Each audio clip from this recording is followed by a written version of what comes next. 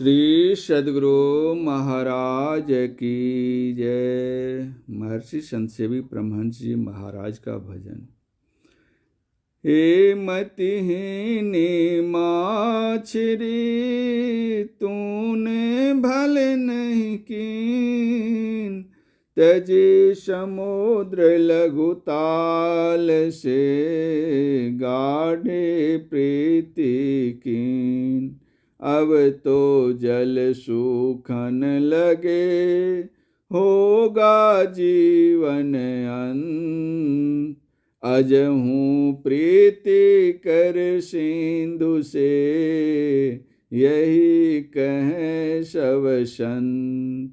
भीतर तो मैला भरा बाहर कथ ज्ञान, भेंट पूजा पा ग्रहण कर आखिर नरक निदान। पाप करत मीठा लगे तीखा सद उपदेश, तन छूटे जीव पाएगा जमपुर में बहु क्लेश। अवहूँ भजो भगवान को तजहु विषय की आस, ना जानो कब जाएगी चलते फिरती सांस। भजन करत आलस लगे बातन में होशियार, राग द्वेष मन में भरा जावे जम दरबार। छिन छिन छीजत जात है परमायु यह जान, वह कर मीजत जात है जो नहीं करता ध्यान। प्रथम जाप गुरु नाम है, दूजे है गुरु ध्यान। जुगल नयन की धार को कीजे एक समान।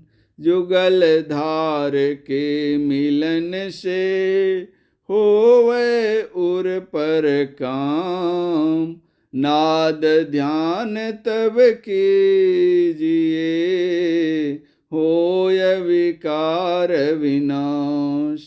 अनहद नादों के परे सार शब्द पहचान,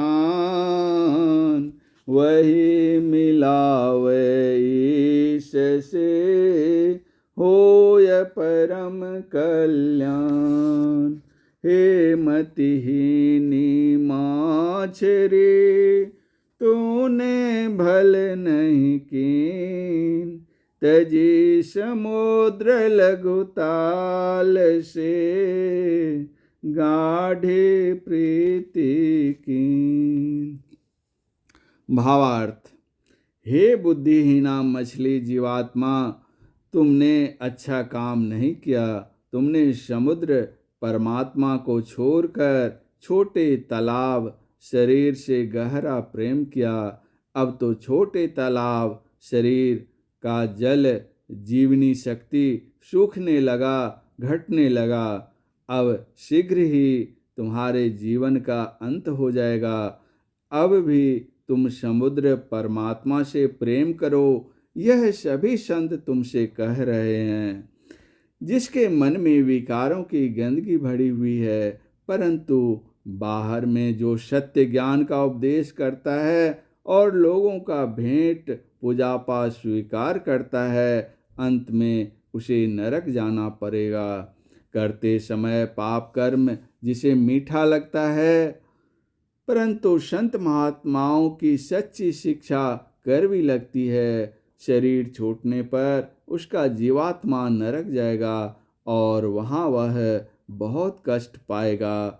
अब भी भगवान की भक्ति करो और विषय सुखों की इच्छा का त्याग करो। किसी को भी पता नहीं कि आने जाने वाली सांस का तार कब टूट जाए। भजन करते समय जिसको आलस्य आता है, बात करने में जो बड़ा चतुर है और जिसके मन में राग द्वेष भरा हुआ है, उसे एक दिन यमराज के दरबार में जाना पड़ेगा। बड़े महत्वपूर्ण मानव शरीर की आयु छन छन घटती जा रही है। जो मानव शरीर प्राप्त करके ईश्वर की भक्ति नहीं करता है, वह अंत में हाथ मलते हुए पछताते हुए संसार से प्रस्थान करता है। गुरु नाम का जप करना पहली साधना पद्धति है। दूसरी साधना पद्धति है गुरु के स्थूल रूप का मानस ध्यान करना। तीसरी साधना पद्धति में आँखों को बंद करके दोनों दृष्टि की धाराओं को समस्थल में जोड़ना पड़ता है। दोनों दृष्टि धाराओं को समस्थल में जोड़ने पर अंतः प्रकाश प्रकट हो आता है। इसके बाद शब्द साधना कीजिए। इस साधना से विकारों का विशेष रूप से नाश हो जाता है। आंतरिक ब्रह्मांड में सुनाई पड़ने वाले अनहद नादों से ऊपर उठने पर सार शब्द की पहचान होती है। यही सार शब्द परमात्मा से मिला देता है और परमात्मा की प्राप्ति हो जाने पर जीवात्मा का परम कल्याण हो जाता है। श्री सद्गुरु महाराज की जय।